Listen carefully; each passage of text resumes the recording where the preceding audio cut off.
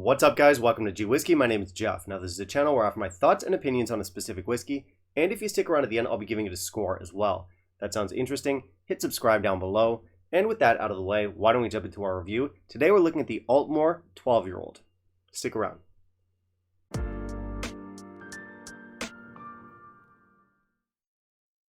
Okay, so I've been reviewing a lot of top-selling, well-known bottles recently, and you know, they can't all be big brand superstars, and that brings us to our Aultmore here. I do think this Aultmore 12 is pretty widely available, although it's certainly not a very popular distillery, at least not in my circles. Aultmore is one of your lesser known distilleries though. They're owned by John Dewar & Sons, who in turn are owned by Bacardi. These guys also own Aberfeldy, Royal Barossa, Craigellachie, and Macduff. Macduff usually released under the brand name Glendevron. And you know, that's a pretty mixed bag of distilleries right there. Some of them good, some of them not so much. I do like Craigellachie. I think they make beautiful whiskey. I also like the newly rebranded Royal Barossa, more specifically the 12-year-old. Stuff like Aberfeldy, I'll be honest, never has done much for me. Stuff like Macduff, I think they have some amazing IBs or independent bottles out there, but their standard Glendevron range, not great. And that brings us to our Aultmore here. This is the last of the Dewar single malt brands for me to try. It's the first bottle I've ever picked up from them, and honestly I was pretty optimistic. Again, I do like Craigellachie, I like the newly rebranded Royal Barossa, and like those whiskeys, this one's been given the craft treatment. So we do have some good specs on this one, we'll touch on that in a second. There's also an 18-year-old in the range, as well as a few other special editions. You have a bunch of IBs out there, and a good chunk of their production also goes into blends. Most notably the standard Dewar's blends, as well as the Old Perth blend. But yeah, it does seem like they're trying to build themselves up as like a respectable single malt these days, and I think that's great. Historically, Aultmore hasn't been that easy to find. It's been a lot of like collectible bottles, a lot of IBs. We did have a Flora and Fauna out there 1.2. But yeah, again, this is not a distillery that I'm very familiar with, so of course I had to do a bit of research before I picked out my bottle. Generally speaking, the reviews for this one are pretty mixed, although there is a good number of people out there who appreciate this one. So you never know. So why don't we jump into our review, see what our whiskey is all about, and in the meantime, if you could kindly leave a like down below, that'd be greatly appreciated. So we have some solid specs here. This one's been given the craft treatment. Our ABV comes in at 46%. It's going to be non-chill filtered, and our color is natural, which is good. So we have a beautiful natural color to our whiskey. As for our label, this one has that sort of craft, no frills. We're all about the quality vibe to it, which I don't mind. You know, usually I like a little bit more pop or a little bit more color, but this one has a traditional look that works, but I don't love it. So maybe presentation, 2.5 out of 5. Natural color takes its color from our cask's wood, so slightly varied hues are normal, good. No chill filtering. We don't chill filter our whiskey. Feel free to add ice. And don't worry if it goes cloudy. Beyond that, we have a bunch of blurbs here, some markety stuff, nothing really of note. So we have some good info, an okay looking bottle, nothing to complain about. I prefer this one without water. Let's try the nose. Juicy orchard fruits here, apples, pears, peaches, lemon, ginger, some bright, clean, malty notes. Some herbal notes, some floral notes, honey, oak, white pepper. There's a little bit of like hops in here, and a touch of salt. This is exceptionally crisp and clean. Now our palate.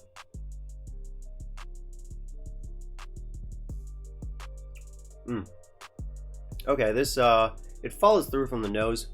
Honey, apples, pears, lemons, rhubarb, pastries, some spicy ginger, vanilla, honeydew melon, icing sugar, and oak. Again, this is very crisp and clean.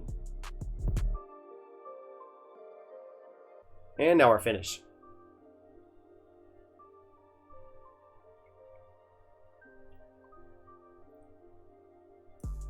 Okay, dry and spicy. White pepper, oak, cantaloupe, charcoal, calvados like apple brandy, and more ginger. This is a short to medium finish. So this one's interesting. It's a little bit hard to place. I'm kind of torn here. On one hand, it's, well, interesting. It's got some unique characteristics. We have some really cool like herbal elements in here, some nice melon notes. We have a bright, clean profile. We've got that nice drying effect. There's charcoal in there. Like, there's a bunch of cool stuff going on. And it's enough to make you stop and think like, okay, yeah, there's something special in here.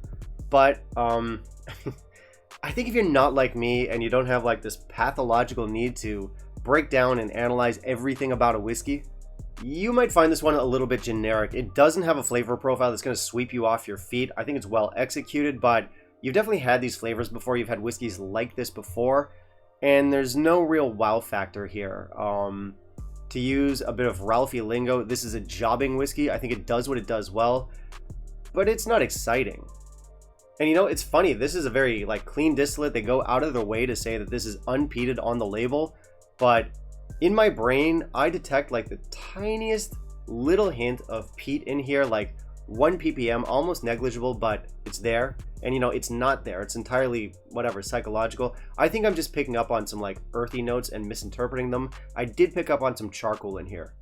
Those of you out there who have tried this one, feel free to let me know down in the comments if you think I'm crazy, but yeah, anyway, tangent. You know, despite being pretty unique and having some unique characteristics in there, it's still very much a classic bourbon matured whiskey. We still have all the staples in here. We have your honeys, vanillas, malty notes, oak, and some lighter fruity notes. And honestly, I have no problem with that. I think this is a delicious whiskey. It's a Speyside whiskey, but I think it'd be right at home in the Highlands. Something I might liken it to might be a Glencaddam. Now, both are really light and floral. There are going to be some differences in there. The Glencaddam, softer, more floral. This one, drier, more herbal, but there's some parallels in there. Anyway, listen, you guys know me. I like my big sherry. I like my big peat. I like my big flavors.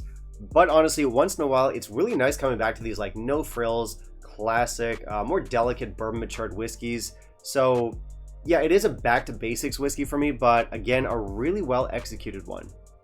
However, it's not exciting enough for me to give it too high of a score. I'm just going to give this one 85, but a really warm 85. I legitimately like this whiskey. I think it's a good whiskey. I think it's worth trying. And while it might not be especially exciting, it does exude a certain quality, a certain level of craft. So I think this one's great for fans of those light, bright, crisp, clean Highland flavors. It's a great springtime or summertime whiskey. It goes down well. It's naturally presented.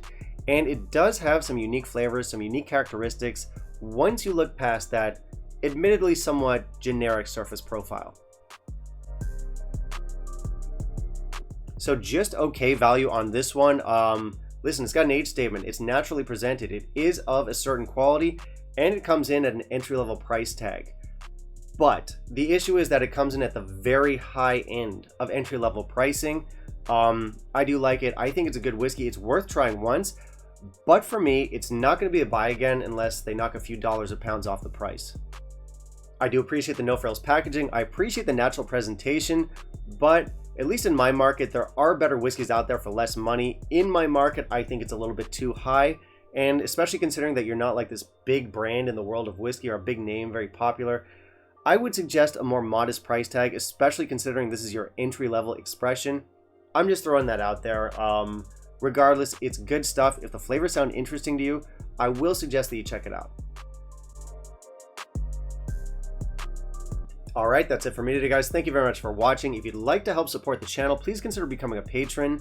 As usual, like, comment, subscribe. I do want to hear from you. Have you tried our Aultmore 12 here? What were your thoughts on it? Let me know down below. Also, down below, let me know what you want to see me review next. I'll keep that in mind for my upcoming videos. Bye, guys.